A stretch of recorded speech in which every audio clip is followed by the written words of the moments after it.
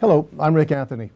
For over 25 years, I've been an angel investor, an entrepreneur, failed at most of them, but have had a lot of fun over the years. And also run a venue called the Entrepreneurs Network. 5 times a year, we tee up 4 early stage companies for funding, early stage funding. And in every single instance, I try to be of help to the presenters. But presenters, entrepreneurs have minds of their own, and some of them take advice and some don't. I have the good fortune today of being with a friend of mine, Tom McCarthy, who is a professional actor, has been for 50 years, has played every role you can think of on stage and in film. And I thought I'd take advantage of the opportunity to ask Tom, who has done some coaching, coached entrepreneurs, coached CEOs who have had to stand in front of large crowds and make a life or death presentation, I suppose, in some cases. Certainly standing in front of a crowd of 50 people with your hand out for money is a life and death situation. So Tom, happy again to have you with us. Same here, Rick. You were telling me about some of the experiences you've had coaching CEOs, business people, entrepreneurs, and some of the basics that they should keep in mind. Right, a lot of it's common sense, actually. I think the first point I should make is invite the right people to speak to. Good, yeah, mostly friendly. There you go, and can afford to come across with something when you have your hand out. But a lot of folks that make the presentations to that kind of an audience, they worry, first of all, too much. They know their subject matter most of the time that they're going to speak about. However, when they get up there behind that podium, they grab it like it's a lifesaver. And sometimes they get, as they're speaking, I was telling Rick, as they're speaking, in their head they're going through, do I sound right? Am I looking, is my tie sharp? Do I look? And they worry about other things when they should not just throw that out of their minds altogether and speak about what they know about. And if they're a believer in whatever thing they're promoting, then they're going to be home free. And it doesn't have to be an hour and a half long. You can do a presentation in 10 minutes, 15, 20 minutes. That's more than enough. Don't forget, your audience has now about 50 years of watching television and films that are half hour in sequence, most of them. And you get any member of an audience sitting there, more like in theater, if you're there more than an hour and a half, an hour 45 minutes, that you're starting to lose them. Every once in a while you see, you think you're working all right, and you look in the front row and a guy's sitting there going, dead asleep. Well, most of the entrepreneurial venues, you have 10 minutes, max of 10 minutes to get it across. That's all you need. I think the worst case is when you see somebody walking up to a podium with one of these, and they open it, and then you know you're in for a 10-minute recital. A reading, recital, yes. Yeah, you can't do that. If you're doing 7 to 10 minutes, you really should put it to memory, not word for word, but the general, idea of the idea you're coming up with. And that's not hard to do. You got to work at it a little bit. I memorize still, even at my advanced age. I still have to memorize and just going over it and over it and over it and knowing what you're going to say. But be relaxed with your audience. And if you have a group of 50 or if you have a group of 600 there, it's a different way to make that connection. A lot of the times when people speak to audiences, they don't make a real connection. They might try to make the connection with their eyes and get about halfway there, and a lot of times they should get all the way there. And then you hold an audience. You don't lose them. Once you lose them, you'll get this and checking the everything. And I think engineers, techies generally, are falling into the trap of trying to compress into 10 minutes everything they know. And impress an audience with how bright they are, how smart they are, how much they know about the subject. Right, and it's wrong. Well, it may be right, but who cares? But that's what I mean. The audience don't care. They'll walk out there, I don't care. Did you know what he said? Right over there. That's exactly right. What's he talking about? I don't know. I'm not putting any money up. But, you get it. Most of it, as I said earlier, It's common sense. It's body language.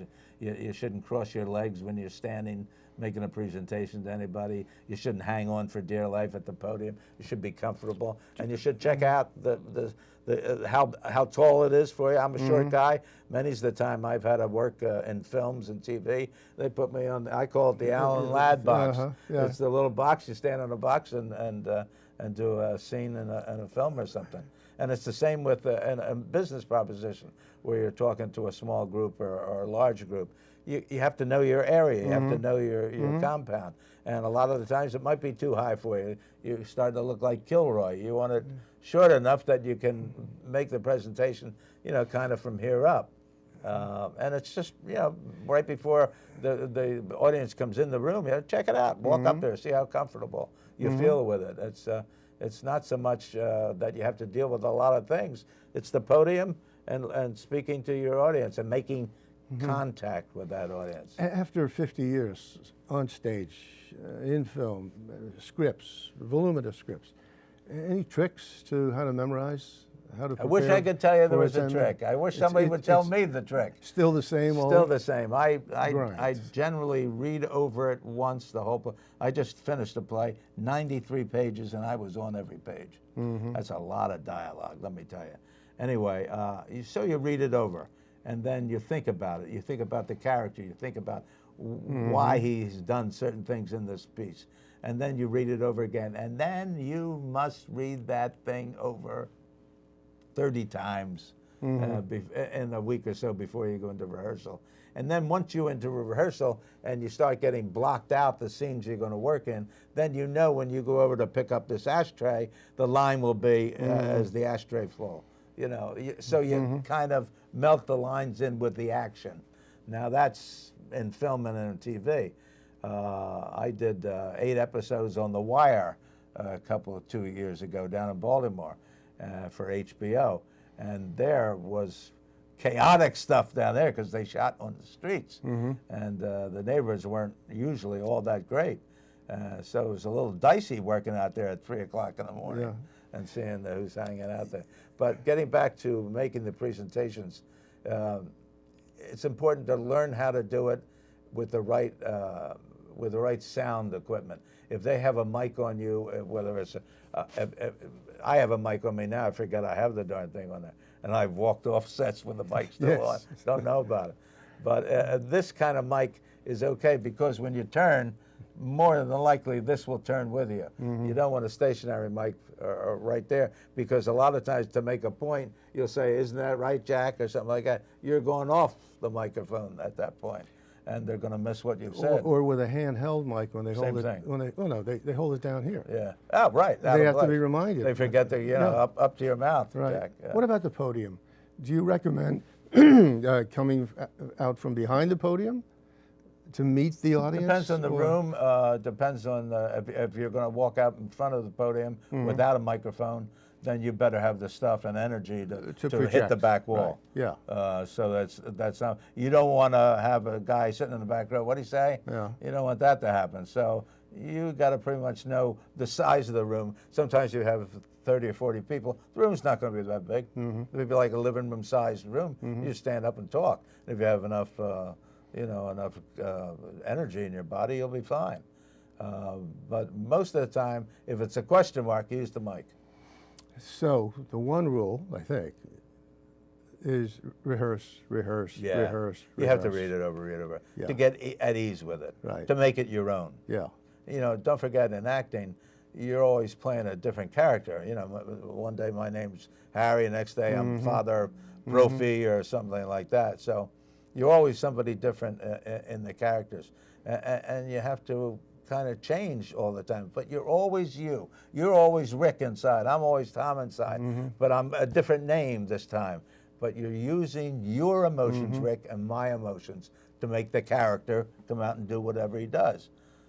So say you're an entrepreneur making a pitch on a group of people, then you have to know your subject matter to a way where you can deliver it at ease, with no question about energy or anything. It's going to hear out in front of the podium or behind it.